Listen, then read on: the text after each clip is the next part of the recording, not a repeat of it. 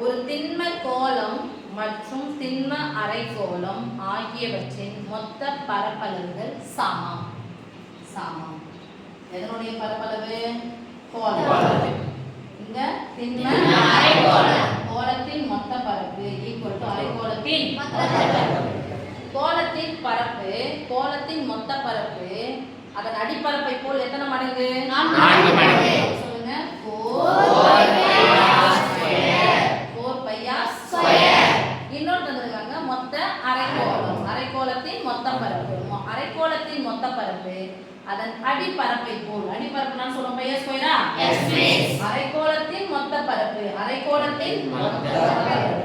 அரைக்கோளத்தின் புறப்பரப்பு அப்படினா 2 by r square.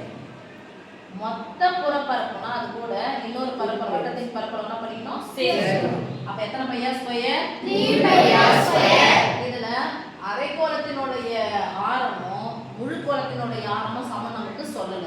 அதனால கோளத்தின் ஆரத்தை தான் எடுத்துக்கிறோம் r1. அரைக்கோளத்தின் ஆரத்தை தான் எடுத்துக்கிறோம் r2. ஓகே?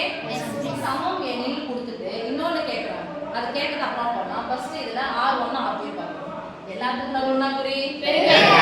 பெருக்கலா இருக்கிறப்ப என்ன பக்கம் போச்சுனா நடுவுல பெருக்கல் இருந்துச்சுனா equal to left side right side என்ன பண்ணிக்கலாம்? கேன்சல் பண்ணிக்கலாம். இங்க என்ன இருக்கு? r1 square. இங்க into r2 square into r1 square. r1 square இந்த பெருக்கலா இருக்கிற r2 ஸ்கொயர் தான் பக்கம் வந்துச்சுனா அப்ப அடுத்த ஸ்டெப் போய்ட்டா அப்ப r1 pi r2 square square பொதுவா இருக்கு. அப்ப என்ன பண்றோம்? the whole square equal to இதுதான் இருக்கு. அப்ப எனக்கு தேவையில்லாத யாருன்னா 4 பெருக்கல் 4 பெருக்கல் 4 பெருக்கலா இருக்கிற 4 சமக்குறிக்கு அந்த பக்கமா போனா இது இந்த பக்கம் வந்துச்சு. அப்ப ஏற்கனவே யார் இருக்காங்க? 3 பை 4. ஓகேமா? Yes miss. இப்போ இத வந்து போடலாம். இது ஸ்கொயர்னா இது ஸ்கொயர் வடிவத்துல என்ன பண்ணனும்? எதனுடைய ஸ்கொயர்? 3 பா. Root square 3. ஓகே?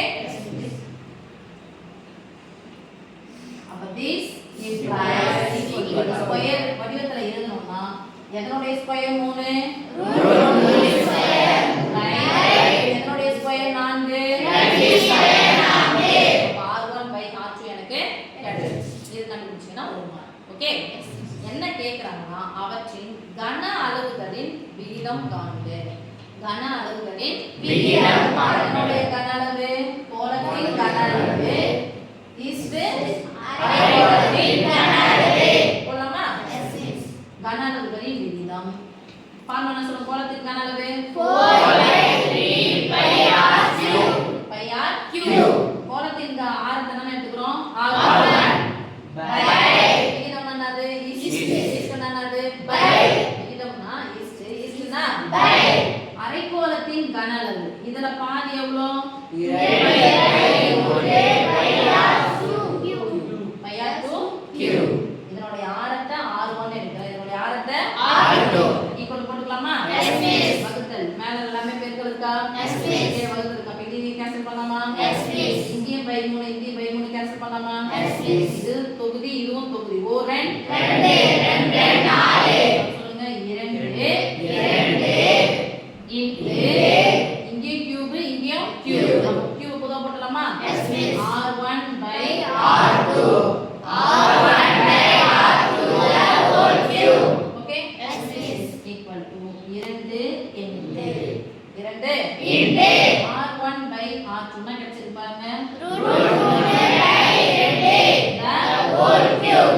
√3 க்கு 3 சொந்தம். ரெண்டுக்கும் 3 சொந்தம். √3 எத்தனை முறை போட்டு பெருக்கணும்? 3 முறை. அப்படியே சொல்லுங்க. √3 இன்டு √3 இன்டு √3 √3 பெருக்கனா √3 பை போட்டுக்கலாமா? Yes miss. 2 எத்தனை முறை போட்டு பெருக்கணும்? 3 2 2 4 4 8 அண்டர்ஸ்டாண்ட்? Yes miss. என்ன மிஸ் இதெல்லாம் சொல்லுங்க. இது ஸ்கொயரையும் அடுக்கு 1 பெருக்கணும் அதான் நம்ம சொல்றோம். அப்ப இது பெருக்கனா முடிஞ்சிச்சு. அதான் அப்பமே எஸ் மிஸ். அப்ப இதனுடைய ஸ்கொயரையும் அடுக்கு 1ஐயும் பெருக்கணும். அடுக்கு 2ஐயும் அடுக்கு 1ஐயும் பெருக்கனா தான் அடுக்கு 3. Yes miss. பெருக்கலாம் அப்போ? Yes miss. முன்ன ஈஸியா சொல்றோம்னா அப்படி சொல்றோம் நான். இத எடுத்துட்டா 2 இன்டு அடுக்கு 3 எப்படி வரும்? அடுக்கு 2ஐயும் அடுக்கு 1ஐயும் பெருக்கனா அடுக்கு 3. அப்ப அடுக்கு 2 என்னதுங்க? 3/4 இது அடுக்கு 1 என்னது? நடுவுல என்ன குறி இருக்கு? பெருக்கல் தானே? இங்க நடுவுல என்ன இருக்கு? வகுத்தல் 2 பெருக்கல் 2 கேன்சல் ஆயிடுச்சா? என்ன பெருக்கி சொல்லுங்க அப்போ மேலே கீழே கேன்சல் பண்ண முடியாது. 3 ஈக்குவல் போட்டுக்கலாமா? ஈக்குவல் டு இந்த பை என்னது? ஈஸ்ட் வடிவத்துல சொல்லுங்க. 3